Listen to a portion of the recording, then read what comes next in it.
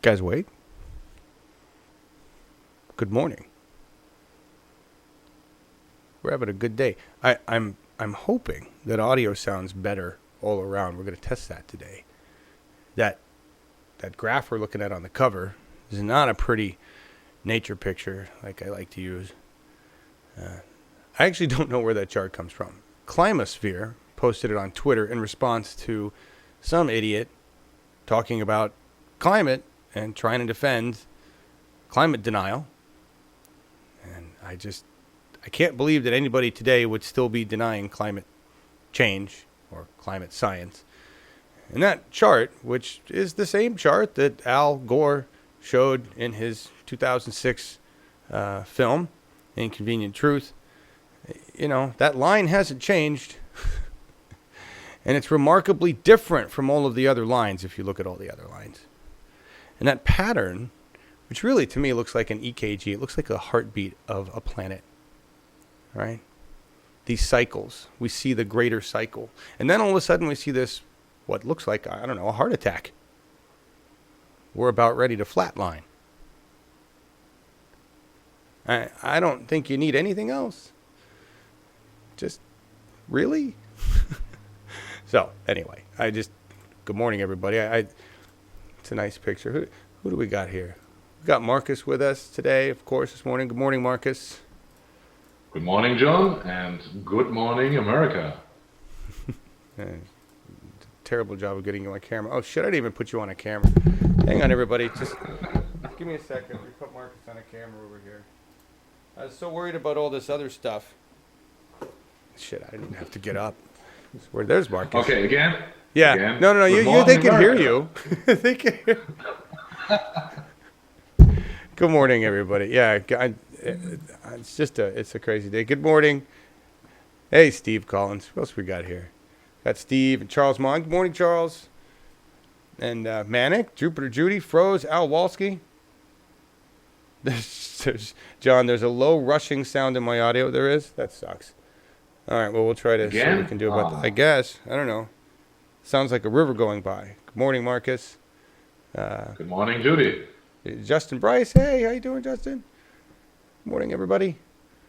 We got lots of fun stuff to talk about. Hey, Jeffrey Pearson, Jupiter Judy. We got a long list of things to talk about today. I posted it on Twitter. You guys had asked for the card, so I posted it on Twitter. I'll show it to you now. I'll try to remember.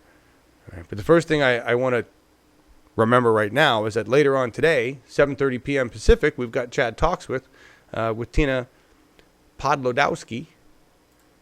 She is the Democratic Party chair for the state of Washington. That's pretty huge, I think, anyway. That's a pretty big title, And we're going to learn a lot from her. Chad's got a lot of questions lined up. 30-minute show. And obviously, we'll be taking it's an engagement broadcast, so hopefully we'll have Laura live and good and other people there. I know she said she was going to be there. You guys are talking about the Jimmy Dore thing? Yeah, I'm going to... you know what? Bernice... Another one. It is another one we're talking about. This is about the FDR. I didn't watch it yet. Oh, it's a different one. Okay. Yeah. Bernice, that's totally my fault. It's my fault that you didn't see this because I forgot to add it to the playlist, which is part of my job in the morning is to add it to the playlist, and I forgot. So a lot of people probably didn't get the information. It's my bad. Sorry, everybody. Sorry. Okay, so we got the Chad Talks with. Let me get there real quick. Put this up. That's tonight, 7:30. Join us. Go here. There. Doing all this time. Basically, you're waiting for me to do that, everybody. Live in 8 hours. Chad with Tina. We're going to talk politics in Washington State. Talk about what else is going on. Talk about ground game, because that's what matters. Join us for that. Next on the list is the horribleness of what Trump did yesterday. And yes, the fly is still in the room, everybody. You can all see the fly. Lots of flies here. It's very warm. Very toasty here. Yesterday was a really, really warm day. I think it got into the mid-70s here. Good morning, Barbara. Steve Collins. John's showing it today, Jeffrey. What? The shirt? This? What am I showing today? Nice plant. That's sour tangy back there. It's one of your guys' investments. All right. What can I do to help share for you, John? Thank you, Jupiter. You're always sharing stuff. We got to share the event Chad Talks With. It's on the channel. It's listed as an event coming up tonight. I want to share that out. I want to get as many people involved with that. We're trying to do it at a time of the night where more people can be involved, right? It's after dinner for Pacific, but it's way too late for Europeans, but that's okay. We don't give a shit. This is about American politics. Sorry, Marcus. It's about ground game. It's more important. Here, we're gonna listen to Bernie Sanders real quick. He's gonna talk about. He's going to respond to Trump. Obviously, you guys are aware of all the shit that's gone down in the last 12 hours, right? But the order to basically repeal the Clean Water Act, killed so many environmental protections, that went out yesterday in the name of saving coal jobs, which coal people are saying you can't save our coal jobs. Coal wants to be done. Coal is done. Even the coal industry wants to be done with the coal industry. They're like, please, put us out. Help us move on to another thing. Let's turn our coal plants into fucking hydroelectric batteries like the goddamn Germans are doing. Trump's like, nah, I'm going to help everybody get their job, getting black lung again. Make America sicker. Dumb fucker. So here's, he repealed a whole bunch of environmental rules the other day. And here's Bernie Sanders' response. And it's critical because there's still more not good news with climate today. Here's Bernie. President Trump's anti-environmental executive orders are a disaster. They are a threat to the future of this country and to the future of the world. Today's Energy Independence Action calls for an immediate reevaluation of the so-called Clean Power Plan. It is beyond belief that we have the leader of the most powerful country on earth not believing in science.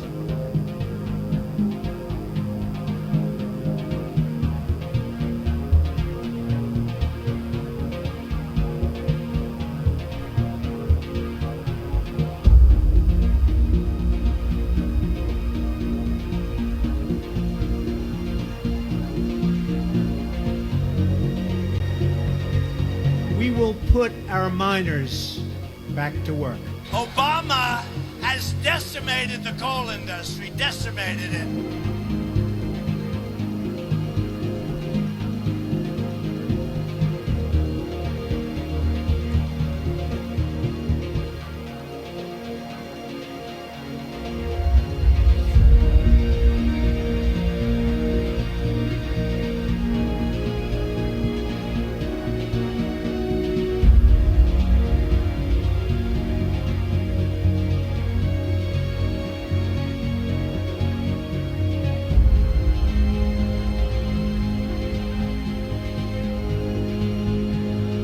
Job is not to expand the use of fossil fuels.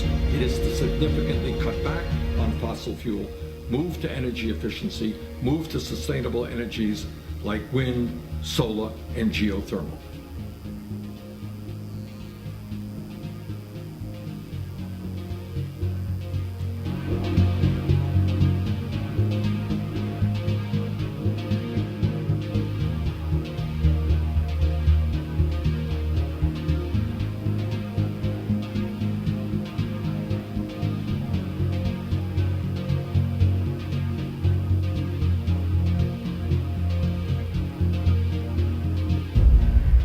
You are threatening not only this generation, but you're threatening the lives of our kids and our grandchildren, and we're going to fight you every step of the way.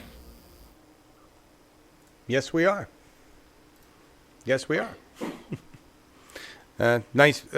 Bernie put that out yesterday, and we're going to fight 45 on everything he's doing. But we can't stop 45 in the current Congress from implementing these changes. We can't. Chuck Schumer can't stop him. Nancy Pelosi can't stop him. Keith Ellison can't stop him. Tom Perez can't stop him. All these people we're screaming at, they can't stop him. They don't have the power. Okay. We have the power locally to stop him. California's doing that right now. Maryland's doing that right now. Kansas is doing that right now. Right? And if John, I would like. Yeah, go ahead. Sorry, go on, please. No. That's it. No, I was waiting for take it. What's up, man? I would just like to comment Trump's action without any comment and showing this. Oh yeah. Your shirt. I forgot. I got it. Everybody, this is a shirt that Markus has, made in Germany. Is that not badass? American Psycho. This is my comment. I fully endorse your comment. Thank you. I respect your comment, German. Thank you. I endorse your endorsement. Oh, wonderful. Chad Lupke's. They can't touch this. Yeah. That's right. Hey, Chad. So Bernie's message, very important, right? Our job is to get to work in our local towns, cities, councils, counties, states. That's where we still have power. The more we complain about the places we don't have power, the less time we're actually spending on taking back the power and utilizing the power that we have. All right. That's a theme for today, ground game. But yesterday, Markus, remember yesterday we were talking about how there needs to be a catastrophe? Right? Yes, the catastrophe which would be needed maybe for in the opinion of some people. Yes. Hey, look, you've got all this extra room on your cam. There you go. Wow. Give Markus some space. I had you cropped way down. So we know there's no internet privacy. We know that everything that we say and do and click on is data mined and utilized in what we see regurgitated on our social sites, right? And I don't know if you saw, but a bunch of Congress people, like 265 Congress people, just voted to allow ISPs to sell data, our data, Yes. right? Yes. Which this is one of the things Germans have been all up in their ass about privacy and internet privacy. This is one of the places where, it makes sense. Yes. Germany wants to have their data sheltered, of course, but our government does not do enough to provide this, and they are depending on policies with the intelligence here in Germany, which are connected to the American intelligence, and this is why there is no real hard shelter of our private data, Right. And right. this is what I what I criticize very hard here in Germany. Right. That's and you guys had some, copyright issues, but a lot of things get blocked in Germany or blocked from Germany, just because of privacy laws and stuff. It's very, very different there. Yeah. So the reason, the internet privacy, I was going there for a particular reason, but hang on. There we go. My camera's all messed up. Sorry, guys. My camera disappeared for a second. It's because I rearranged the board. Anyway, so that just happened. The reason I'm mentioning the internet privacy and lack thereof is because after the show yesterday, this article comes through on Facebook. Now, we know that Facebook is notorious for regurgitating old content. But I'm like, are you kidding me? Really? You're that fast? You indexed our conversation. I didn't do any searching for this. Right? Now, here's the thing. This was written in 2013. So I want you to think about this. Because what they're saying in this is that by 2020, the tropics, places along the equator, will be experiencing the first of the catastrophes. And by 2040, around, they say about, right? It's not like they give an exact number. That's the other funny thing about people saying by 2100, at the end of the century, this, that, and the others. Like, why is everything at the end of the century, right? What do you think is going to happen at 2050? Really? So anyway, so in 2013, understand, this is 2013. So this is before we really had we had 2014, 15, 16, 17 years of extreme heat and weather. This is before James Hansen released his data in 2016 that proved that anthropomorphic climate change was causing more extreme weather, right? So this is before this information. This is before all of the new scary information on the methane bubbles. This is before all of the new scary information about what's really happening in our atmosphere and where we're really at. This is before 400 parts per million. And these guys are saying 2020 and then 2040-ish to hit North America. This is what sucks. The poor experience climate catastrophe first. North America, which primarily caused it, experiences climate catastrophe last. That's unfortunate. It's really, really unfortunate. And Europe. And Europe. Well, yeah, exactly. Yeah. Exactly. Everything north of the equator, the equator band is going to experience it first because they have the least variability in temperature. We already have variability in temperature, so we have a greater ability to survive that, but the extremes are going to get more and more. All right, that's what sucks. So my point about this article is that I wonder what their numbers would be now with current data, since everything has exponentially increased, and continues to do so. We're starting to see the catastrophes happening now. And I bet you that our catastrophe is going to happen sooner than 2040. I'm so excited about that because it needs to happen sooner than 2040. 2047, whatever they say. It needs to happen now. Right? So anyway, I just wanted to show that. That's, guess some other scientists already said, this is probably something we should figure out. Good idea. On the flip side of all of that, clean energy employs more people than fossil fuels in nearly every state, 2.5 to 1. So it doesn't really matter what Trump wants to do. Your coal miners are going to go find jobs in renewable energy because they're going to go, wow, like I'm not even covered under health care anymore. And I'm not even being offered a full-time job, and I'm going to get black lung, and this guy's offering me doing solar panels, which doesn't involve going down into a goddamn mine. Okay. That's what's really happening. So Trump can push all he wants, but it's not going to happen. Steve Collins. We're so fucked. Shit out of luck. Hardwired to self-destruct. Oh, that's Hatfield. That's a quote. Nice. Metallica lyrics. Saying it well. Germany, you guys, you're with us. You're not going to experience the catastrophe, and you're around the same timeline as we are, right? Lucky you. Yes, yeah. We are lucky. We are 30 years left. Yeah, maybe. Not only three. If the data are correct, they say 2047. I'm 80. Okay, do it. Right. You're just counting on everything to be... Of course, I'm not serious, guys. Well, of course. Because nothing's going to happen between now and then. Everything's going to stay fine. And then it just all of a sudden, boom, it's going to be too bad. We won't have any catastrophic storms or anything. They're already predicting this massive... I don't know if you've seen the weather underground, but they're predicting this huge storm that's building in the Atlantic right now that's about ready to come in and do some serious damage, right?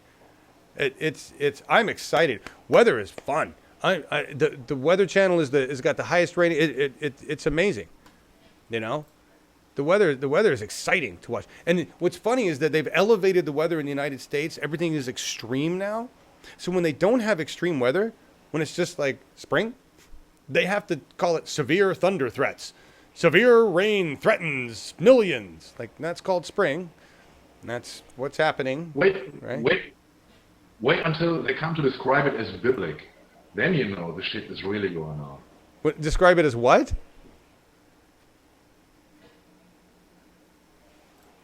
Oh, I lost your... Bible. I lost your audio there. Okay. If they start to name it biblical from the Bible, biblical weather. Oh, no, they already call it biblical. They already call it biblical. They're already doing this. Okay. Fuck yeah. No, they already call it biblical. Biblical doesn't work as much as calling it extreme, severe, dangerous. They're equating weather to terrorism so that we can wage war against it. It's got to be an war enemy. On weather. Yes. This would be a great war. It will be a great war. Yeah. A war to end all wars, literally. Yeah. Really, yeah. Yes. It'd be, Yeah, it's insane. There's more climate data we're going to look at that just talks more about this. So I just want to go back to my card, make sure I covered everything. Bernie, as response to climate reality. Am I already to the Jimmy Dore story? Hang on. We're already at the Jimmy Dore story. There's more climate data that I want to talk about, and that's later on in the climate section. This is more stuff that we know that's not that good. Texas, you're in for a really, really fun spring and summer. That's all I'm going to say. Have fun with the tornadoes. Have fun with the increased extreme weather that is caused by our climate change, Texas. I know you don't want to believe it, but yes, you're going to get pummeled. It's starting right now, your tornado season, so enjoy. And I say that kind of with a karmic justice sense to it. I really, really do. I hate that I do, but I got to come across that way. All right, so the Jimmy Dore, no, you guys are not going to like me for this. No. And I'm not going to run the clip. This is the Jimmy Dore segment that everybody said that I needed to talk about or run, and that a lot of people said to me this was great. Juliet Nickel, I'm sorry. I see that's the thing. Like I don't mean that for all of Texas. You're in Texas. Unfortunately, you're in a place that is going to get affected by climate change because you're south, right? Everything south in the United States of America is going to get affected by climate change first. It's moving from the equator up, right? So sorry. I hate to say it. I hope you're inland, and I hope you don't run out of water. You're and Metalhead is absolutely right. What? Metalhead is absolutely right. Yes. Climate change causes massive civil unrest. That's why the police are arming up. Absolutely right. Absolutely. Yeah. That's exactly what's going on. I mean, yes. we aren't experiencing it here. It's already happening in other places closer to the equator. It's been happening on the continent of Africa for a long ass time, but it's extreme weather. India, hundreds of thousands of people have been displaced in India because of climate change. We're not talking about that. It's India. Nobody gives a fuck, right? That's the kind of, I can't even list the number of places. Peru just got fucking pounded by rain that they call historical, biblical, hasn't happened in 500 years. It's going to happen again and again and again and again. This is fucking climate change. That's why I kind of say, I don't mean for people in Texas to die. I want climate change to be selective. I want it to affect climate denying fucktards, old white men, greedy business people. I wish it's so, I'm part of that. Whatever happens to me in climate here, maybe I'm lucky because I'm in the Pacific Northwest. Maybe I'm not. Maybe in 2 years we learn something else that's changed or shifted because so many things are unpredictable right now. What they know is it's bad. That's it. It's bad. The volcanoes in the Pacific Rim could start going off around here. That wouldn't be really good for us up here. Who knows, right?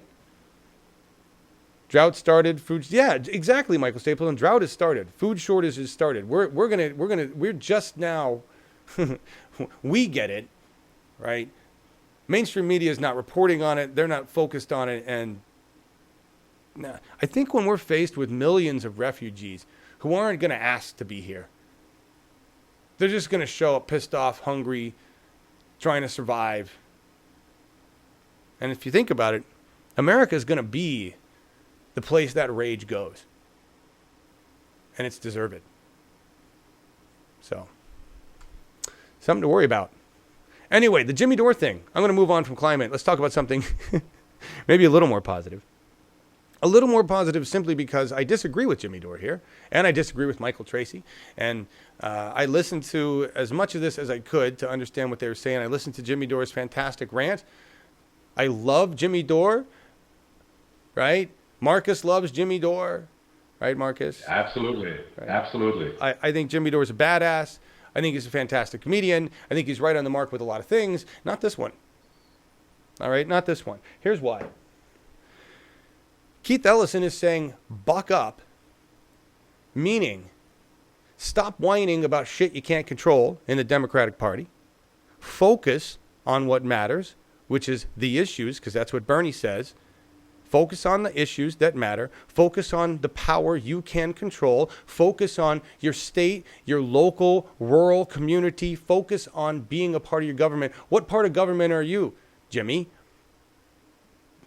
Look, I'm not saying I'm like the champion of goddamn government people, right? I'm 47. I'm just now getting involved at the basic level of my government in my little tiny town, all right? And I have no idea what I'm doing. But I'm not complaining about people I can't control. I can't control Tom Perez. I can't control Keith Ellison. I can't control the top level of the Democratic Party right now. I agree it's corrupt. I agree a whole bunch of people need to have their asses handed to them and kicked out. I agree we need to take it over. I agree that it needs to be green and progressive, and we need to call it the whatever. I don't care what it's called, but I agree that it needs to be a Bernie way.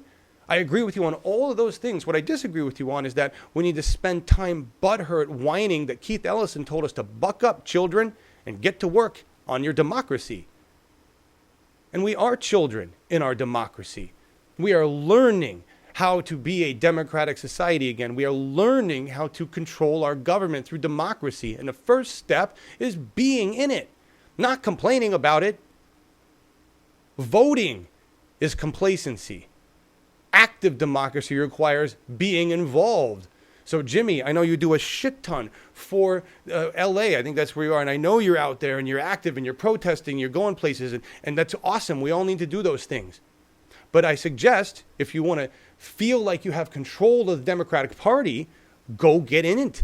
Go take a role. Be a precinct committee person in California for your district, right? Go knock on Hollywood stars' doors or wherever you are. That's what I'm saying. All right? Chad Lupke's, John, this is why I'm back. Thank you for speaking truth. I'm glad, Chad. I'm glad.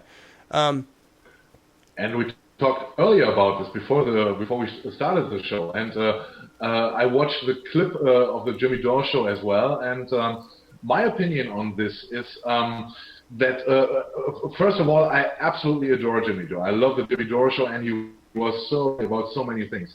But I share his views on Keith Ellison because I think compared to Bernie Sanders, he is maybe a lukewarm independent or progressive.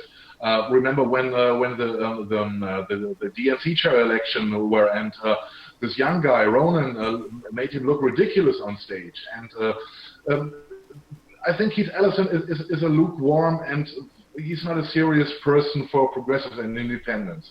For this part I share absolutely with Jimmy Dore. But all right. What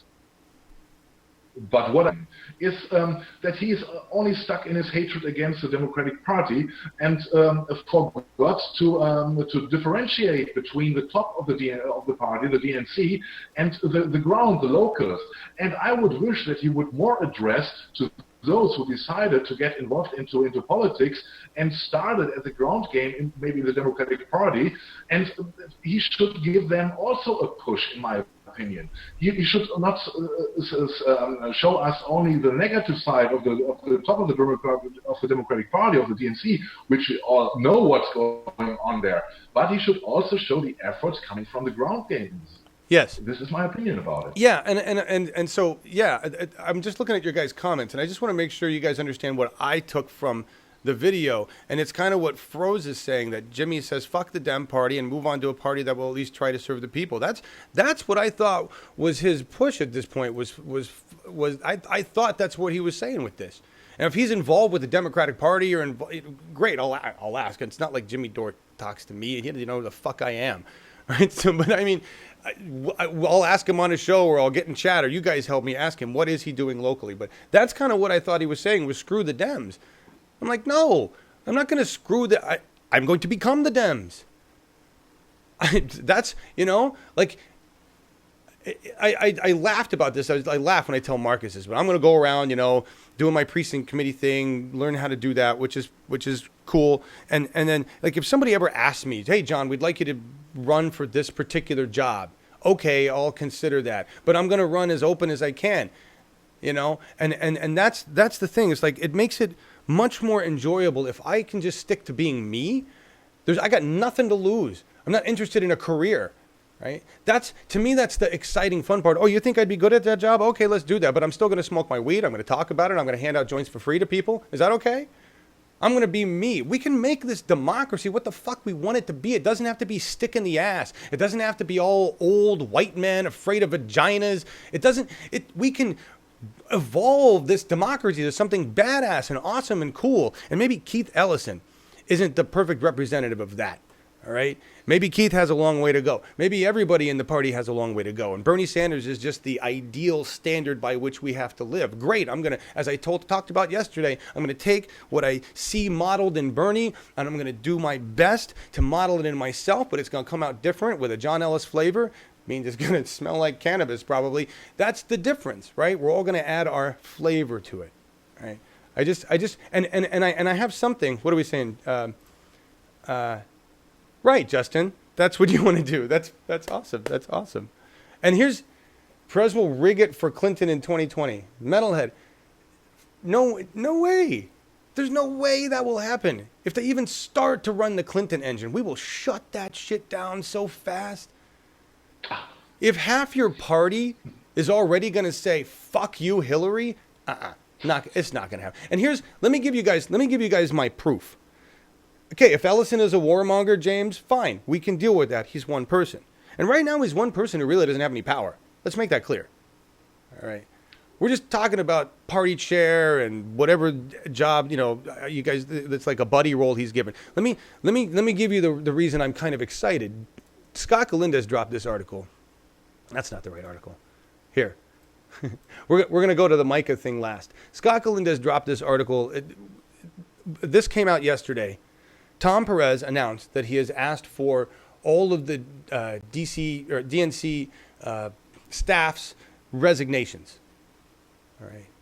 And the way the Hill posted the article was just that. He's asked for all their resignations, like it's some big horrible thing. What they're doing is they're going through a reorg. They're going to get rid of people. They're going to discuss their values. They're going to find out who they want to get rid of. Why are they doing this? Because they know that half their party is pissed off. They know that half their party, whether they like Keith Ellison or not, likes Bernie Sanders. They know that Bernie Sanders is the most popular politician in the United States, if not the world right now. They know that everything Bernie wants to do is pretty much what every goddamn young progressive in the United States and the world wants to do. They know that Bernie's single-payer healthcare plan, or whatever the hell we're going to call it, Medicaid for all, good goddamn healthcare that every other nation has, that's what everybody wants to do. And so the Democratic Party knows that if it wants to survive, it needs to be like Bernie, as much as it needs to be. All right? So they're going to figure out a way to do that, even if they hate it, even if it's like eating peas. I like peas. A lot of people don't. Wife hates peas, right? It's like, well, I'll eat my fucking peas if I have to. That's exactly what the Democratic Party is going through right now. How do I know this? You got to look at the last part of this article. It says, embattled DNC asks all staffers for resignation letters. Yeah, that's not the point. The important part is actually down here. There, you get to it. Down here. All the way down at the bottom. I'm just going to go right here. Earlier this month, Perez held a meeting to discuss the issue with Senate Minority Leader Chuck Schumer and Sanders, both of whom supported Rep. Keith Ellison in the DNC chair race. All right. Earlier this month, Tom Perez got together with Senate Minority Leader Chuck Schumer. Okay, old establishment tool. I'll go with you right there. I don't give a fuck about Chuck. I just want Chuck, if he's going to be a tool, and he's going to be a tool in our shed, he's going to work for us. All right. Otherwise, we can go bring in a new tool. That's the way I look at it. What they're talking about is the ideas of this transformation. The reason they're doing this shakeup, the reason they're asking for resignations is because they know they need to bring in Bernie people. If they're going to please the Bernie people, they got to bring in some Bernie people. And they've already had their asses handed to them in social and in town hall meetings saying you put Keith Ellison in this bullshit role and you basically shit on everybody else in the Bernie party. And you said, welcome. Now can we have your email so we can ask you for money? And we all said, fuck you. Not going to happen. Right? So I just want you to understand that Perez gets this. Whether we like him or not, Perez understands that if the Democratic Party is going to survive, it actually needs people who will donate money to it and to its candidates. The old people, they're dying and drying up. The young people, that's the money source. All right? You got to keep your party alive. So Schumer, pointing to Ellison and Sanders, told Perez, if he's happy and he's happy, then I'm happy. I want you to think about that.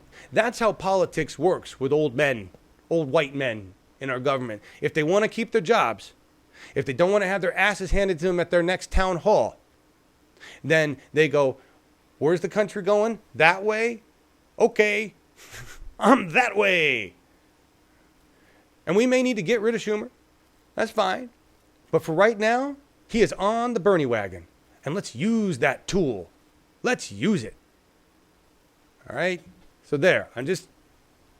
It's happening. Like we are. This is exactly what happened with the fucking Tea Party, folks. We just don't remember because that's not what they talked about. But this is the same bullshit that happened within the GOP as these people came in and demanded that they had a voice. And the GOP was like, I will eat our peas. That's what they said. They ate their peas. They brought in the Tea Party. All right? Markus, am I wrong? Yeah, they put pressure on their representatives, the Tea Party guys. And this is how they came so far, you know? Yes. That they cannot even agree to a healthcare reform, you know? Right. And but anyway, the push on the Democrats has to go on. And yes, the ground game is needed. I can only repeat myself. And to show them and listen, they notice the energy who is coming from the guys in the ground game, the new guys in politics, and they would be even dumber than thought not to use this, you know. Mm-hmm. Mm-hmm. And to get the energy, they have to fundamentally change. Yes. Yes. And if they finally realize this, then I say congratulations. But first, I would like to see who will be the new persons in charge, because this, in my opinion, is a kind of litmus test for the Democratic Party, for the DNC. I don't think the person. Well, I understand that, but I think what we're seeing between Perez and Ellison is it really does. Who we think is in charge really isn't in charge. We can be in charge if we want. It depends on how much pressure we want to put on these people. Right now, we're in charge. We're kind of directing what's happening here. Doesn't matter who's got the title, right? And I want to say something else for clarification, because I see in here you say, like Jilly Love, you say Bernie and Perez are stalwart obstacles to true progressive democracy. Great, we'll have to get rid of both of them. Fuck them both. I don't care. They're tools in the shed. If they don't do what we want them to do as far as tools, we get the fuck rid of them. I don't have a problem with that. We know how to do that now. You know, we know how to do that now. Something else that was in that article. All right, something. I'm gonna go back to it. It was important. I don't remember what it was. No, I can't remember. When I remember it, I'll come back to it. Something else in the article was important about all this shit. When in Rome, act like a Roman. Interesting. I have not seen her response, actually, Pelosi's response. I have not. All right. Now, we're just going to go back. We're going to go back to what we were talking about with bucking up, because I want to give you an example. This is balls. This is, I'm all freaking out about going to walk in my precinct. I really actually am. I'm going to have precinct 16, and I got to walk around and knock on people's doors and talk to them about whatever, and that kind of freaks me out. This guy, Micah White. So NPR did a cover story on him. I read a cover story on him in The Guardian a while back. He's the guy who woke me up, who said that we will never regain sovereignty against our government through protest. We have to take a role in our government. And he did that. He's obviously not a white dude, right? He moved with his wife to a town of 280 people, Nehalem, Oregon, which happens to be white and in some aspects happens to be, well, it is conservative, and there's a little tinge of racism in the town, right? As Micah discovered. But he moved to the town, decided he was going to bring his progressive interests to the town, and ran for mayor of this town. Did all of this while being opposed by 80% of the town. He got about 20% of the votes. And in the NPR interview, they went and interviewed people in the town who said, we don't want him here. He's trying to destroy our town. It sounds like a fucking movie it's like an old time movie of some racist fuck. It's just amazing that these people exist. Just blows my mind. So we don't want him here. He's destroying. Really? Here's somebody new in your town. Instead of welcoming him, you're pissed off because he's doing something democratic and running as mayor because he has new and different ideas? How open of you. I bet you're a good Christian too. You know, this is courage. And what White, there's so much in this article. He wrote a book talking about at the end of protest and why protest it really doesn't work to do what we need it to do anymore. And one of the key aspects of this is that we don't get caught up in the idea of just the pageantry of protest. He's like, we can protest Trump every day. And there are protests against Trump just about every day. It does nothing. Now, it does nothing to change Trump. It does nothing to change the sovereignty of power, right? What it does in many cases is bring to light the interest of what's going on to other people, gives the news a spectacle to cover, right? So the question of the value of protest, I'm not saying there isn't value in direct action, but in simply to protest, march down the street, you're much better off spending that time running for office or helping somebody that is. That's what Micah learned, right? And to be able to go to a new town and do that, that's courage. That's what it takes. That's bucking up. That's realizing you can't change Tom Perez and you can't have what you want up there yet. Maybe you can run for mayor in a town. Maybe you can help bring some progressive ideas to the town near you and then connect with the town next to you. That's what it takes. That's what it takes. Small towns really don't like the idea of someone moving into their town and then running for office. Sorry, John, it's like that in most small towns, no matter the race of the person. Maybe so. I mean, I'm white, so I think I actually do think there's a difference there. But I haven't experienced that in both Corvallis or Albany yet, so I'm not really sure. Although I am in a progressive way, and it's just sad. That's ignorance. That's undereducation, in my mind. You know. I just I want to find a quote. This is just a great quote from him. Budgets are sexy. It says White reads the agenda for an upcoming council meeting post on the door of a city hall on the new business, the Economic Development Council update, and the Natural Hazard Mitigation Plan. Put down the protest sign, he says, and pick up the city budget. Organize. Planning and zoning are sexy. It's just an idea. I mean, I'm not looking forward to sitting in meetings and being bored, but I haven't been bored yet. Because everything that's gone on has been fascinating to me. I'm learning about my government. I'm learning about things that I need to give a shit about. And to me, that's a much better spend of time than running down the street protesting. Again, that's just me. All right? That's just me. I remember the term carpetbaggers, but I don't remember what it means, Melissa H. I forgot. Remind me. Anyway. Where are we at? Are we really to that story? So that's my message to everybody talking about the Ellison thing. Bucking up. Getting involved. Thoughts, Marcus, before we move on into something heavy? I think you said it. You nailed it. All right, then. Get the work done. If you got to change, you're going to move, and you're going to do it yourself. The perfect situation. Yes. We got a planet to save. We got no choice. Tell me, if you move to a new town, why not run for the town board or council instead of running for the highest office first? Great. I mean, I don't know. Maybe he did that just because he wanted to make an impact. I think he did. If you read the full story, it's because the mayor of the town had been there forever and a decade, and I think Micah was just opposed to a lot of the mayor's ideas. Why not run? It's a town of 280 people. Mayor shouldn't be that hard. Maybe that's what he thought. Let's just see what happens. In 280 people, let's see how many of 280, he can meet them all. He can knock on every door. And that was one of the other pieces in the article. He says, like, look, it's 280 people. You can't block the street. There's one you can't stop traffic. There's no effectual protest here. So maybe the largest mark he could make was run for mayor, right? Maybe he'll run for something different next time. Why not? Charles did that. I gave Charles a wrench.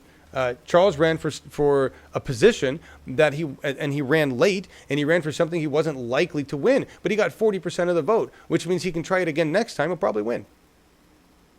Go big. Why not? If you got the courage to do it. I wouldn't want to run for whatever Charles ran for before. It's scary as enough. Chad Lupkes, thank you. Carpetbaggers were merchants who traveled through the post-war, Civil War South, buying and selling stuff. They carried their wares in bags made of old carpet. Thank you very much. Thank you, guys, for updating us. Oh, you're saying something else. Yes, you just read it. Melissa's term, right? Northerners who moved to the South after the Civil War to buy up property and get elected to office. Came to mean anyone who did that come in from outside run for office. Interesting. Right as well, says Chad Lupkes. What's the 43%? Shit. Trump Gallup disapproval. Right, but I mean, I thought we were at 37% on the one disapproval. Everybody's quoting the 37. You might as well. Let's stick with the worst number. That's what they did with Bernie. The worst number was 36 for Trump. Oh, it's 36 now. Thank you. All right, we're going to move on into some heavy shit. I have to because I just we're going to watch a portion of this clip. It's another reason why we have to focus on ground game. All right. I'm not going to rant. I'm not going to go off on this. It's just not worth the anger. But we have an American Gestapo running around right now called ICE. And they are violating human rights. They're violating the rights of citizens of this fucking country right now. They are abhorrent. I cannot express my rage at something I can't control. I can't control ICE. I don't have power over them. I don't have power over my federal government who is allowing these ICE holes to run around and destroy families and do as they please. I don't have that power. What I can do is take power locally as fast as I can and work to create legislation and laws that tells ICE to go fuck themselves. That's what I can do. And a lot of cities and towns are doing that, and we're going to watch a story with Democracy Now! About a city that did that, and here's ICE and their response. This is the federal government fighting with the people that pay their fucking wage. That's what is asinine about this. You want a reason to be outraged? You want a reason to take power back as fast as you can so we can shut down agencies like ICE? Shouldn't even exist. Any member of this group is abhorrent. You're a shit stain on America. And I want to work tirelessly to destroy ICE. Here's Democracy Now! On what they did in Austin. Well, I wanted to talk to Councilman Kassar about what happened recently in Austin, especially with your sheriff. Last week in Texas, U.S. Magistrate Judge Andrew Austin said in open court that federal agents had alerted him that ICE would be targeting the area of Austin, Texas. The raids would be retribution for Travis County Sheriff Sally Hernandez's new policy that limited cooperation between local and federal authorities. This is a courtroom recording of ICE agent Laren Bryant being questioned by Judge Austin. There's been questions about whether Austin's being targeted. Your immediate supervisor, I guess, Agent Schaefer, yes, sir, came and briefed me and the magistrate judge, Judge Lane, that at the very end of January that we could expect a big operation, or agents coming in from out of town. There was going to be a specific operation, and it was at least related to us in that meeting that it was a result of the sheriff's new policy that this was going to happen. Are you aware of that? Yes, Your Honor. Okay. And that's the one we've heard about where 50 some odd people were arrested? Yes, Your Honor. Okay. My understanding is what was told us is one of the reasons that happened is because the meetings that had occurred between the field office director and the sheriff didn't go very well. That's new knowledge to me. Above your pay grade? Yes. So that was the discussion in court, in open court. Greg Casaro, what has been going on with Sally Hernandez, the sheriff there, and what's been the attempts of the state as well to stop the efforts of lawmakers and elected officials in Austin to maintain a sanctuary city? Well, what we're facing is repression and retaliation against an almost decade-long campaign to become a welcoming city, a truly welcoming city for our immigrant communities. So for years, our previous sheriff was deporting more people, helping in deportation of more people than almost any other sheriff in the country. And finally, because of campaigns at the city to stop collaborating and cooperating with the county, campaigns to push that sheriff out, we finally elected a new sheriff. And on the same day of Trump's inauguration, she announced a policy to significantly reduce our compliance with voluntary ICE detainers. It was very shortly thereafter that our governor said he was going to put the hammer down against Austin. He pulled over $1.5 million in funds that were there to protect children and veterans in our community, but we resisted and we stood strong. And soon thereafter, we heard there was going to be a targeted ICE operation against our community. And in one weekend, over 50 people were arrested.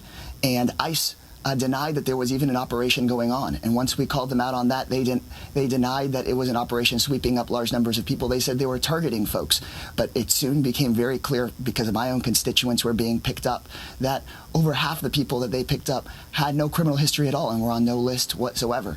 And finally, when we called that political retaliation, that is politically motivated law enforcement actions that had nothing to do with public safety and everything to do with Trump's agenda, ICE denied that vigorously, and now in open court, a judge has confirmed what we all know, which is that unfortunately we have a rogue federal agency that is not only tearing families apart, but threatening our very democracy by taking public safety actions and arresting people for political purposes.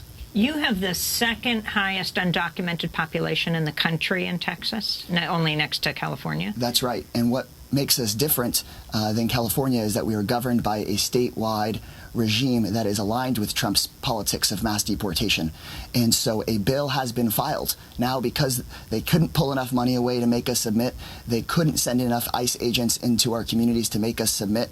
Now they have filed a bill that has passed through the Senate and is now being deliberated by our state House to criminalize city elected leaders and county elected leaders who endorse policies that don't turn our police officers into deportation officers or who won't comply with voluntary ICE detainers. And so they are looking at taking away tens or hundreds of millions of dollars away from our cities and from actually criminalizing those elected officials who refuse to submit. And we're going to continue to refuse to submit no matter what Jeff Sessions or Greg Abbott has to say about it. So in other words, if they pass this bill, Sally Hernandez, the sheriff, or you as a council member could be arrested under the new laws that they're proposing to pass. But while that is terrifying on its face, the fact of the matter is, I believe it's not only unethical and un-American, but also unlawful. And so that's part of why we as council members from over 30 cities came together in New York these last couple of days to start planning for our litigation strategies and our political strategies so that we can't be blackmailed and singled out as individual cities, but indeed they would have to be coming after a huge swath of the American public that live in our progressive strongholds in our cities. That's frightening. That's frightening. I mean, that's exactly the next step. That's the Nazi playbook. Right? Okay. You're not going to be quiet. We're going to come after you. All right, people in higher positions of power are blocking us. We're going to come after them. Why do we need to fight the ground game? Why do we need to take over our cities and our towns? Why do we need to eventually move into the state levels so that we can get rid of these assholes at the state level? The state of Texas is basically an extension of the Trump administration. So they're going to do everything they say. Sorry, I had my microphone far away. I pull it in. I love you guys. Eco Sutra and Jilly Love, you guys spend more time talking about what I don't know and all this other bullshit. I'm going to focus on just getting shit done. Thanks. But I'm glad you feel the way you do, and I'm sure I don't know a whole bunch of shit about politics. Most of it I don't feel that I need to know. I can't give a fuck about the petrodollar. What I care about is what's happening in my town. Petrodollar, I don't give a fuck about that. It's something. Doesn't matter. What matters to me are the human beings in power and how we get rid of the human beings we don't want in power. Right now, that's democracy. And to me, that has nothing to do with the petrodollar. It has nothing to do with anything else. All right? It's very simple. So I appreciate your comments, though. I appreciate you saying those things. You're right. I am very unaware about a lot of things. You're right. Anyway, the point of this is that, you heard the guy. You heard what he said, that councilman in Austin. They took money away. We didn't care. We fought back. We created our own laws to make sure that we were safe here because we understand what's going on. And the state of Texas is now going to try to criminalize those people. And so they're fighting back. How are they fighting back? They're not complaining to Tom Perez. How are they fighting back? They're getting ready to create new, legal team to be able to fight it. Right? Say, okay, if you're going to try to come after us, you have to come after 500 people or the whole fucking city. Good luck. Are you waging war on an American town? ICE? I'd love to see what happens when that finally goes down and rural America pulls out all of its guns and they're pointed at ICE. Because really, in the end, that's going to happen. They're going to show up at some fucking town and that town's going to have guns pointed back at ICE. I don't want it to happen. Maybe I do. I don't want it to go down violent, but somewhere ICE is going to get their ass handed to them more than just legislatively. But legislatively is how we can do it without violence, right? What they're doing in Austin is the right way to go. And they know they need to take back a lot of power, not just in Austin. They got a whole ugly Texas to work with, right? Ugly in terms of government structure. You're a beautiful state, right? All right. Heavy shit. Scott Galindez has a piece on universal health care. You guys should click on that link. Go read it. Did I even talk about the progressive? Did I talk about the goddamn People Summit yet? No. Holy shit. Okay. We're almost there. We're into good stuff. We were talking about this. Did you see that earlier, Marcus, the People Summit? No, I'm not aware of it. Okay. So we streamed it last year, guys. We streamed it last year. But before the People Summit, I'm sorry, I need to back up. Before the People Summit, we need to talk about Scott Galindez, ground game, healthcare. All right. He's got a great article in here. I would really appreciate it if you guys would go to Reader Supported News and share this article. All right. And if you can, send Reader Supported News a few bucks.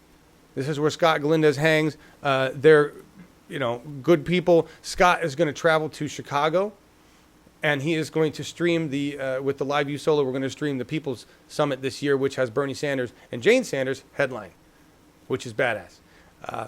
Scott's article, though, is talking about healthcare, and it's basically, he lists some great, the reason this is good is share this with people that don't think we can do some kind of healthcare for all right? Because he lists the points. Myth, it will cost too much. Medicaid is a perfect model for what single payer will look like in the end, except that all the doctors would see all patients. He goes through all of the details. Myth, single payer causes long lines. We've talked about that, but he's, here. Well, I guess it's not a myth. Of course, long lines are longer. Everyone can afford to be in the line. For elective surgeries in countries with universal health care, there are waiting lists. In our current system, there are shorter lines because people go without procedures they need because they can't afford them. Let's think about this logically, right? Let's see. Would I rather be on a list or just not get a kidney at all? You tell me, right? That's the thing. In America, it's like, well, if I don't have $200,000 or I'm not willing to go in debt, I guess I don't get a kidney. Or I could go to Canada and get on a fucking list. I think I'll go get on a list. That's my answer to that. It's like, really? You're bitching about that? You don't even have fucking insurance. Myth, we will have to pay more. This is another one of those. We'll pay more. I don't want to pay for somebody else's health care. You would pay higher taxes, but you would pay no premiums. Okay? No deductibles. And you would get your prescriptions for free. Okay? I don't know what do prescriptions cost in Germany? In average, it's about €5. €5. Okay. So I mean, it's cheap as shit, right? It's cheap. Some medicaments are more expensive, but it is still not over the top like in America. You know? Right. And, most is covered by our healthcare system. Right. That's the way it works in most places. That's the way it even works with the VA, really, for a lot of these things. This is why I don't understand where the point of the discussion is. Yes, you have to pay more taxes, of course. But as you said, you don't have to worry about what happens in the worst case. If you're sick and you got a serious illness, then I think it is not needed to think about, and it's not healthy to think about how I get this all paid, how I get my sickness paid. This is unbelievable for us in Germany. You know? Thank you. That's the big. How do I get my sickness paid for? That's that concept, and that's what actually that's perfect because that's and thank you, Julie Love. I see that. Yes, we're all learning. Me a lot. Okay, and if there's stuff I need to learn about the petrodollar, then I'll learn about it. But I want to get rid of petrol, so I don't want there to be a dollar based on it. Anyway, I just wanted to. This is what Scott says here. Of course, it isn't free. We pay for it in our taxes. Gone would be the days when you went into debt to pay your medical bills. How am I going to pay for my sickness? That is what Markus is saying. Is like he can't even understand that. That makes no sense in Germany. And it is not healthy if you are sick, and you have to be concerned about your financial situation during the sickness. This is not healthy, literally. Yes, it's ridiculous. We know it's not. It's common sense. We don't want a whole bunch of sick people in our civilization, in our cities, right? What's stopping us from having affordable health care? Greed. That's it. The greed of insurance companies, right? The greed of the pharma companies, the greed of the white men that sit in government that we don't have power over yet. That's it. Greed. Of course. That's all. You know? You guys are talking about different... in America, we are greedy fuckers. Yes. All right. So I just wanted... It's a good article. Please share it. Please help reader-supported news if you can. All right? Because we love Scott, and Scott works for reader-supported news, and we want to make sure reader-supported news stays afloat and doing well because they put out good content. And it's not just Scott. I don't know if you've read some of the other articles. And here's something else. I don't know if I mentioned this the other day, but here's a really good reason to support reader-supported news. All right? A lot of times, these places like Forbes, not Forbes lately. Who's been doing it that's a dick? The Washington Post does it. A couple other places. They prevent me from accessing content, or they let me access like 3 articles in a month, and then they say, you need to get a subscription to access these other 2. Right? Now, I'm not saying we shouldn't all support the MSMs, but we really should focus more on independent. Here's why. Reader-supported news and many other outlets do this. Will copy the content of that article, put it on their site, reference a link to the main article, and say this article originally was posted here. Reader-supported news does it. Dan Rather's News and Guts does it. Okay, so don't tell me it's a bad okay, this is welcome to the era of content. The reason it's better, or the reason it's helpful, is because once that content in full is on reader-supported news, I can still reference the original on the Washington Post to give them credit, but now I'm not limited to the number of articles I can get from the Washington Post in a month. See? So it's helpful. It's helpful. And I'm not saying I picked the Washington Post just because they're one that has a big annoying thing that comes up and says, you obviously like our content, why don't you pay for it, you fucker? I'm like, well, volunteer. You gotta know your enemy. What? you gotta know the enemy. Right. So anyway, I just want to say that. What are you guys talking about? It's much easier to convince people that they live in the greatest country in the world than to actually help them. I know. Man. Oh, somebody shared with me I'll have to pull it up for tomorrow. An interesting video. I can't scroll up in the chat. It's doing that thing again. All right. So that's reader-supported news. That's Scott. Please share that. Help us get that out. Here's the People Summit. I just want to show you who's all going to be on it because I'm excited about this. Bernie Sanders, Jane Sanders, Roseanne DeMoro, Eve Ensler, Francis Fisher, Josh Fox, Francis Fox Piven, Tulsi Gabbard, Danny Glover, Winona Houter, Van Jones, Sean King, Naomi Klein, Yumiki Konst, Bill McKibben, Michael Moore, John Nichols, Susan Sarandon, Linda Sower, David Serrata. Wow, there's a lot of people. Donna Smith, Nina Turner, Sarah Von Gelder, Winnie Wong, and more. Hey, Winnie. I was such a dick with her. I feel so bad. She was actually kind of... We didn't... It was hard communication at the beginning, way back. I was looking at old emails way back at the beginning of Bernie 2016 TV, just going, wow. Look at where we are now. Wow. A lot of people, by the way. This is cool. We did the People Summit last year. It was amazing. It was really cool what they did with the People Summit. And so I'm excited to see what they do with this one this year. And a lot of good people. It'll be exciting. And Scott will be there. Reader-supported news.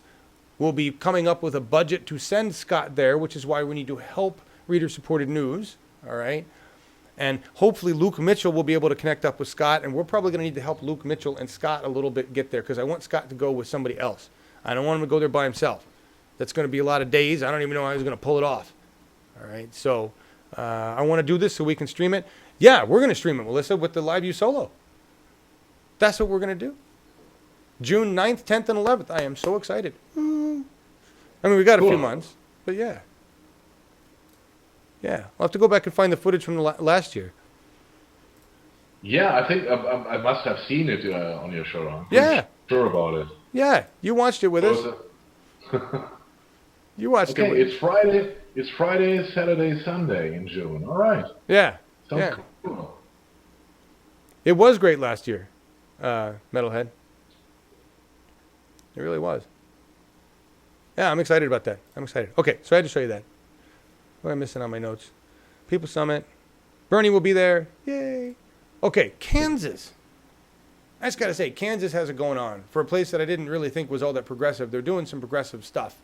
They're doing some decent stuff in Kansas. Rep. Gail Finney. We had her on We the People. And I want to reach out to her again. Hey, Chad, we need to book Gail Finney. See if we can get her to come on and talk to us about what she's been doing. She's got Joey's Law. That's been passed in the House, and that's moving on its way to Governor Brownback. Before that, we've got to talk about this. Kansas sending Medicaid expansion to Brownback. They're basically saying, fuck you, federal government. We're going to cover our people. Here's Medicaid expansion. And this is, they're thinking this is going to get signed. That's pretty badass. You see, when I didn't even know Kansas was this, to me, that's progressive. I mean, Kansas may be doing some other stuff that's dumb, but that's pretty progressive, right? And that's awesome. That's ground game. That's having an effect. If the government's not going to go for health care for all, then we make it happen in our local, on our states. And then this is the Joey's Law that Gail Finney is moving. This should get signed as well. And this is the reason we're going to talk about this for a moment is because I cannot believe that it actually needs to be. This is just the failure of law enforcement in general. The failure of our law enforcement to train themselves adequately, to hire people that aren't idiots, to hire people that somehow pass a psych test but really shouldn't be doing anything involving anything with other human beings ever. We have horrible, horrible training for our police. It's basically gear up for World War Z. Here's a bunch of weapons. Sorry, cops, but that's pretty much how it feels. And the reason I'm going is, what is this law? This is unfucking believable, what I'm going to tell you. This is the story of a kid with autism that he could drive as a teenager. He did something wrong. A cop goes to pull him over. He freaks out because he's got autism. So his response is to drive to a safe place. The cop follows him to a safe place. Somehow, the cop ends up shooting this kid and killing him. It doesn't matter what happened after that. It doesn't matter if this kid went all ragey with fists and tried to beat up the cop. He's a teenager. We got a cop. Autism, pretty fucking easy to tell. You don't need to be a goddamn genius or a doctor. You can pretty much figure out what an autistic person is like. This cop was not trained. This cop shouldn't have even been a fucking cop. I don't know how you go from a pullover to shooting someone, a teenager, unarmed, did nothing criminal at all. And we need to come up with a fucking law so we can mark this kid's car and other people with autism and mental disorders so dumb fucking cops who are poorly trained know not to shoot these people? Are you fucking kidding me? Why are we fixing a symptom and not the problem? Why aren't we overhauling the Kansas police force? Why aren't we knocking the heads off of fucking idiot cops that do shit like this? I'm sure this cop got exonerated in a medal and he's still working somewhere. Unfucking believable that Rep. Finney had to even do this in the first place. How stupid can a cop be? Where is your fucking moral compass that you're gonna shoot a teenager? Are you that fucking inept? I can't fucking believe this. That we would have to have a fucking law in this country. Fuck any cop that thinks this guy had any kind of justification whatsoever to do this. You're an idiot. And this cop was an idiot. Holy shit. Just holy fucking shit. And you know, if I'm going, holy shit, Markus is over there, his head's exploding. It's like I can't even imagine in Germany. It's like driving without a license and a keg in your passenger seat. I don't know. Incredible. Yes, Jilly Love, we will stream. Yes. And Eco Sutra, that was also one of my questions. I guess so. You can drive with autism.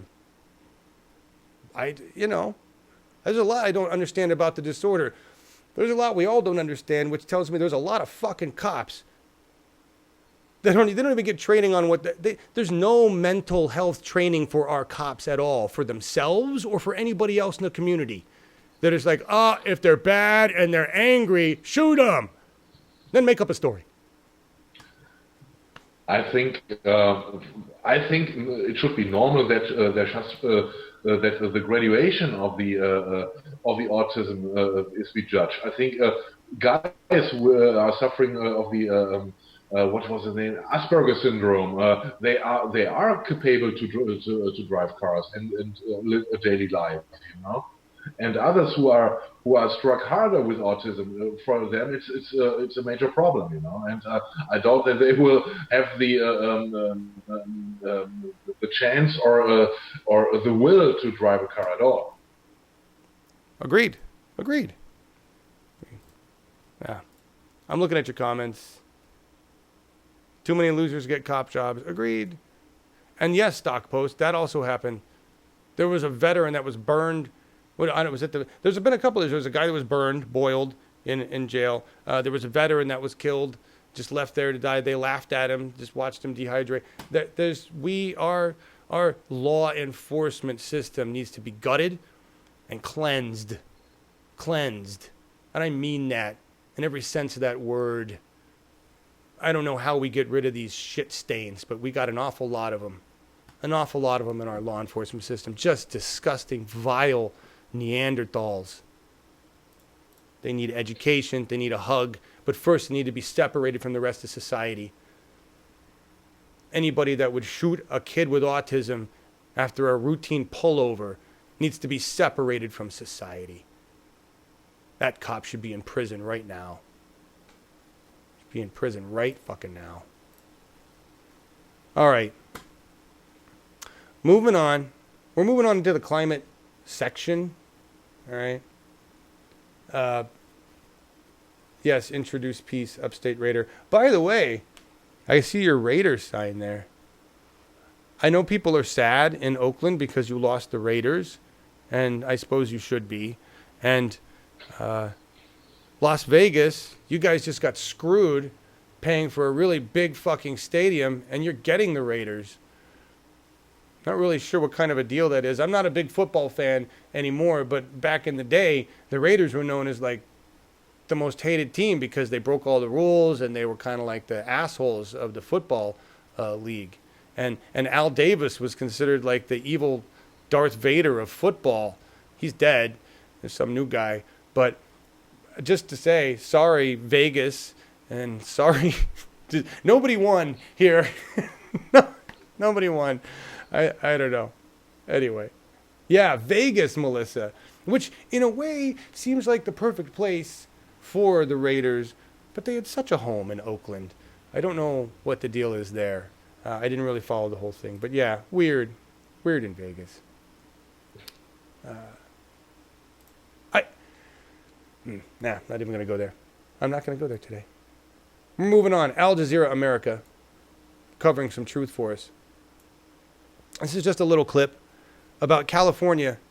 Here's another state action, right? Because California is pretty damn progressive, even though they've got a lot of establishment tools hanging out in their government shed. They still have a lot of progressives. Bernie-crats took over a shit ton of roles in government in California because they understood where the power lies. They weren't focused on Tom Perez or Keith Ellison. They were focused on taking power in their state, even though California is already fairly progressive, right?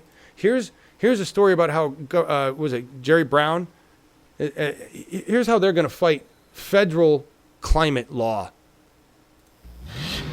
California and the Trump administration are on a collision course over auto pollution. Regulators in the state have just voted to extend tough vehicle emission standards through 2025. They include a goal of fuel efficiency reaching 15 kilometers per liter and millions more electric cars on the road.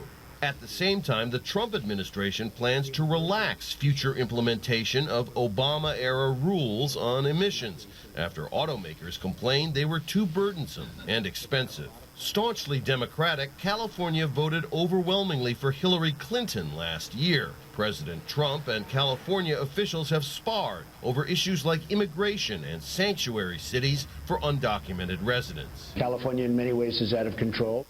But Governor Jerry Brown, a Democrat, had a blunt warning for Trump. You don't want to mess with California because you're going to mess with the economy, and that could blow up in your face in a gigantic recession and roll the Republicans right out of this town.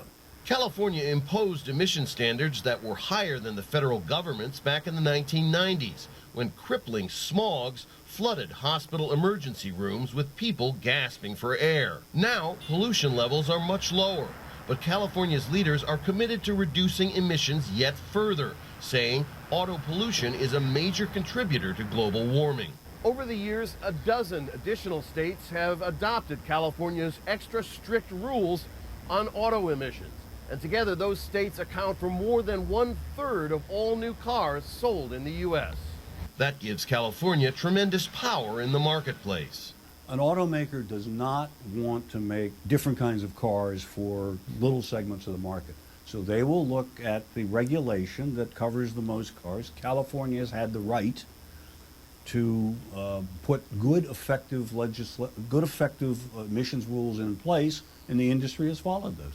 If Trump tries to strip California's legal right to impose higher standards, the whole matter is likely to be headed in the fast lane to federal court.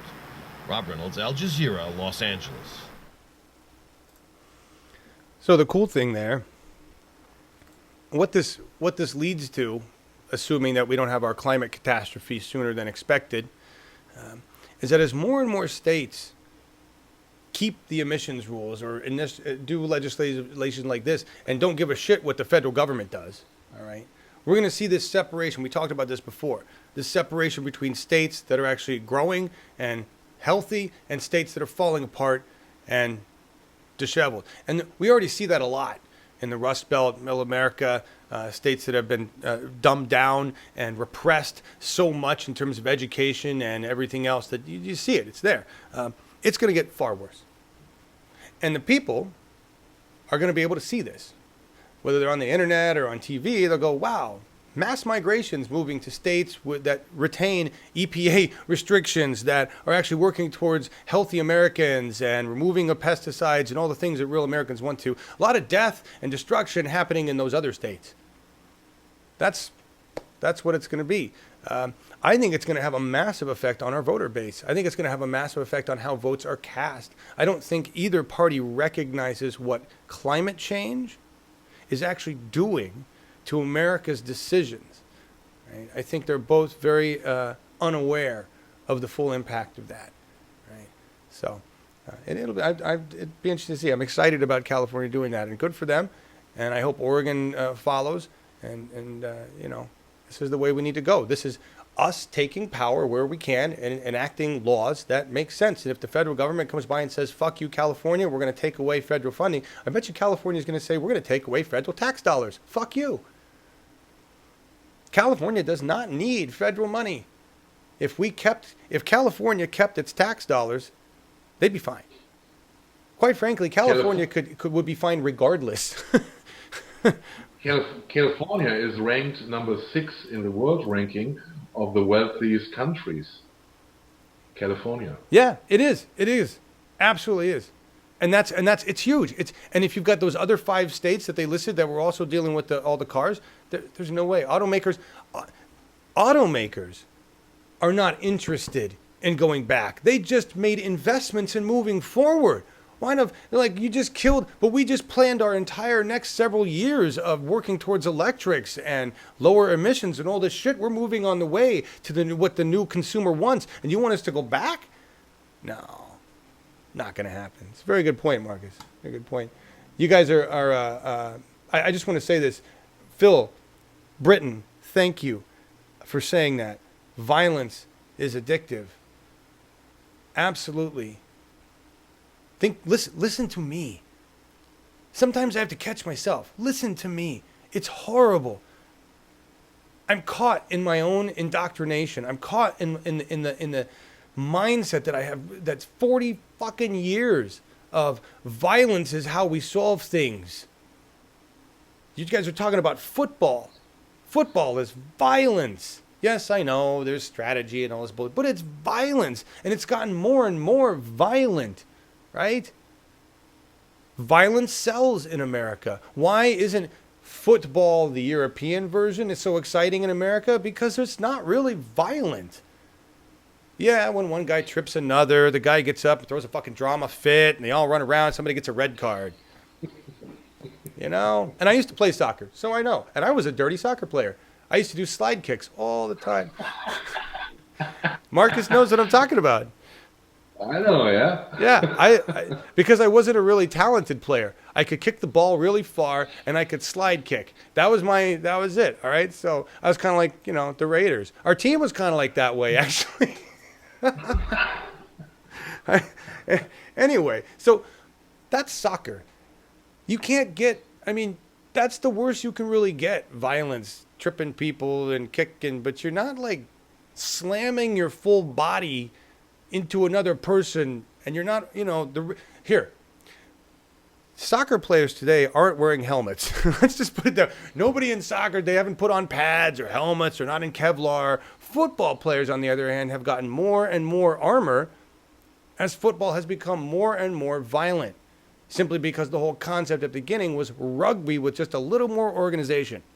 And I'm not even going to get into rugby, because I don't actually think rugby is as violent as our football. Right? I don't know. What do you think, Marcus? I disagree here. Do you? Okay. Yes, because rugby is a game. What I saw in the past decades, it was always a game of gentlemen, and there is violence, but violence is not the purpose of the game. I know exactly. Violence isn't the purpose of the game. In football, it's an inherent aspect. It seems to me. Right? You're blocking, you're defending, you're tackling, that's direct physical action, violence, however you want to call it. Okay? That's what it is. The point wasn't to talk about football versus soccer. The point was to talk about the inherent violence within me.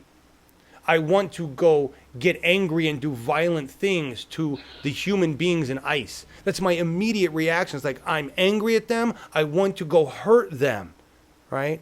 Not help them. That's what I have to shift. I want to go help them. See that they're being assholes. That's what I need to say. I shouldn't say I want to go beat the shit out of them. I should say, oh, those poor ICE holes, they need to realize they're dicks.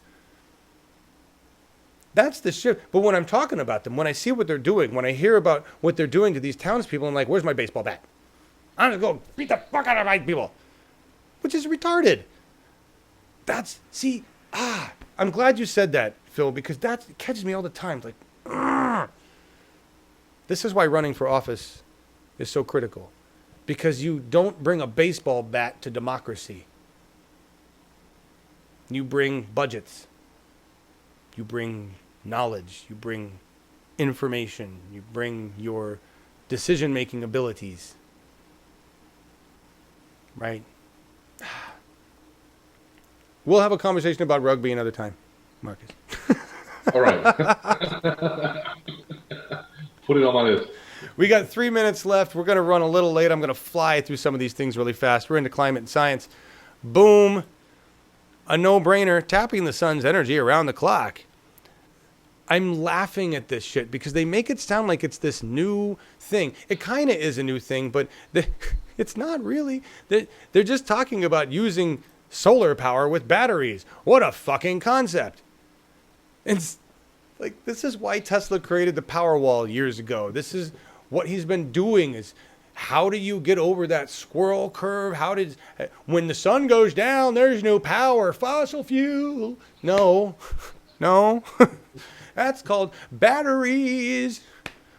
What'd you put in your wife's dildo? Batteries, right? That's what we're talking about here.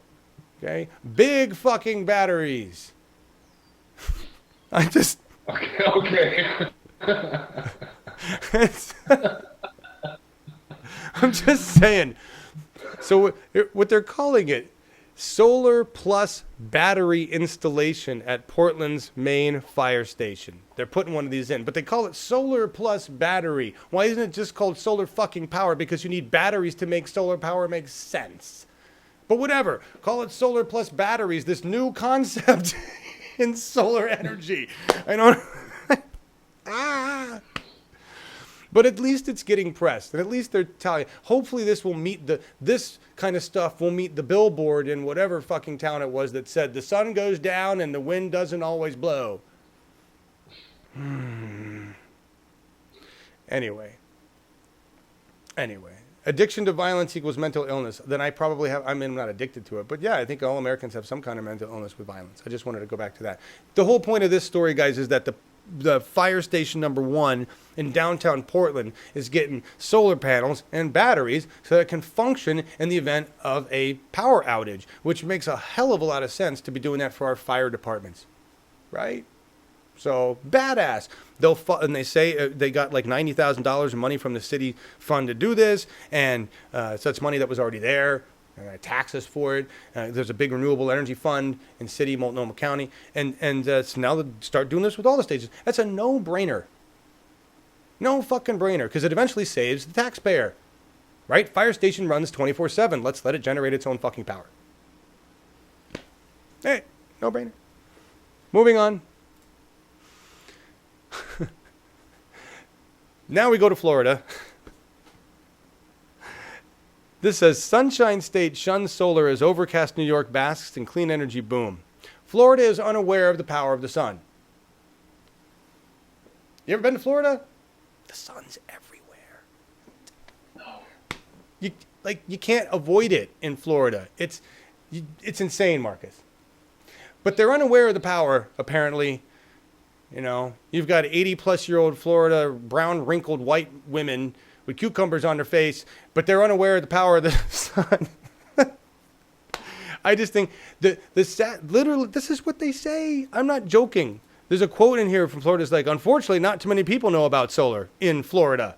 Really? Why is that? Florida government. The same Florida government that has banned fracking and is all excited about banning fracking is not pushing solar. Get to work, Floridians. You're the ones going to go underwater first. If you build solar panels, maybe you'll have them to float on. It just blows my fucking mind. More. This is, we can blame the warm. So if you're in Texas, what is the point of the story? If you're in Texas, you get to blame Mexico for your bad weather. Gulf of Mexico. And then hot winds that are coming from Mexico. Both of these things are happening. The Gulf of Mexico waters are freakishly warm. Yeah, Texas, you share those waters, but they're called Gulf of Mexico, so you can blame it on Mexico. See where I'm going? All right. You're going to see, right now, Texas is experiencing a shit ton of tornadoes and storms, and normally that would be called spring, but they're more severe right now, so they're being called severe storms. You're at Torcon 4 last night. I was watching Weather Underground. Torcon. That's the severity of tornadoes, because we have so many of them in the United States, almost year-round, that we have to have a Torcon measurement for them. So what's happening here is the water in the Gulf of Mexico has not gone below 73 degrees entire year, all winter, balmy, right? Texas knows this. They didn't have much of a winter. Right? And so what's happening, that plus the fact that there's this hot wind coming from Mexico, wherever it is, fucking over here, up there. And that wind is blowing from the south into Texas, and then you've got this stuff coming in, the waters from the Gulf. When those two meet, that's going to make you a lot more tornadoes, and they're going to be a lot worse. But since both things are coming from Mexico, blame them. There you go. Just give you some hope there. West Virginia on the weed, everybody. Let's give a hands up for West Virginia. Woo! This passed unanimously, 99-0, or however many people. I think it's 99-0. Yeah, 99-0. Passed the House. Now it goes on to their governor, I think. West Virginia today unanimously passed a bill that would significantly expand the state's hemp licensing program, opening the door for anybody in the state to produce or process industrial hemp for commercial purposes. They were doing this 150 years ago. They've returned. Yay! Final approval would set the foundation to end federal prohibition in practice. What are they doing? What is the state of West Virginia doing? One of the most backwards-ass states we've ever seen. They're growing hemp again. They're basically saying, fuck you, federal government. Fuck you with your Schedule 1 on cannabis and shit. We're going to do something that we know is going to boost our economy. That's badass. That's absolutely, and that's state level. Again, ground game, state level. Tom Perez and Keith Ellison had absolutely nothing to do with this. Or Bernie Sanders, really, for that matter. Just want to point that out. Yes, Florida equals the sunshine state, but they're not aware of the power of the sun, Bernice. They just know that there's a lot of sunshine there. They don't know why. It's just there, right? That's all. I pick on Florida because if any state were going to be the champion of climate change in the United States, I would think it'd be Florida. There's water at high tides. There's water coming into businesses. Waves, water from the ocean coming into businesses at high tide. You would think they'd be like, I'm really concerned about climate change. But no, Florida, I don't know. Just, that's it. We're on to the song, which is, Markus is going to talk about it, but it actually has an environmental thing to it. Maybe, we think. But before we go, just see what you guys are saying. Thank you all for being here. I did a good job. We got on time today. I'm impressed. What do you guys? So hemp toilet paper for all? Absolutely. Hemp and Ecor building material. Yeah. Hempcrete is amazing. Hempcrete. Yeah. I'm pretty sure Texas had blizzards and winter storms back in the day when we started stealing settlements. Probably. Texas probably had like normal weather. I don't know. Disney World could go solar in less than a year if they started installing. Disney should already be. My God, think about the amount of money they could save if they had their own power. They probably do have their own like power plants. Do you think, Markus? Disney? I don't know. Yeah, maybe. Anyway, the sickest hole in Florida is Mar-a-Lago. Nice, Phil. Hey, Snork, Y2K. We will be nice to people. That is a good general rule. Don't forget tonight, 7:30 p.m. PST. Thank you Jeffrey Pearson.